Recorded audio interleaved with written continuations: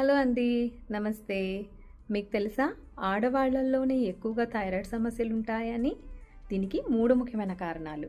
మొదటిది బాగా hormones fluctuate అయినప్పుడు. అంటే ప్యూబర్టీ టైంలో, ఫస్ట్ టైం పీరియడ్స్ వచ్చిన టైంలో, ప్రెగ్నెన్సీ, డెలివరీ తర్వాత మెనోపాజ్ టైంలో మనలో హార్మోన్స్ చాలా మార్పులు జరుగుతుంటాయి. ఆ టైంలో థైరాయిడ్ ఫంక్షన్ బాగా ఎఫెక్ట్ అవుతుందండి. రెండోది పోషక లోపాలు. మన థైరాయిడ్ తయారయ్యేదానికి కావాల్సిన విటమిన్ డి, ఐరన్, అయోడిన్ ఇవి లోపాలు ఉన్నప్పుడు ఖచ్చితంగా మనకి ఇష్యూస్ వస్తాయి. మూడోది స్ట్రెస్. మనం బాగా ఒత్తిడికి గురైనప్పుడు, అది ఫిజికల్ అవ్వచ్చు, మెంటల్ అవ్వచ్చు, ఎమోషనల్ అవ్వచ్చు, ఈ స్ట్రెస్ అనేది మన థైరాయిడ్ గ్లాండ్ ఫంక్షన్ని బాగా slow చేసేస్తుందండి.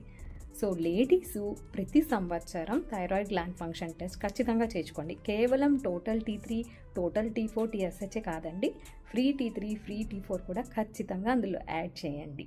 Okay, thank you so much.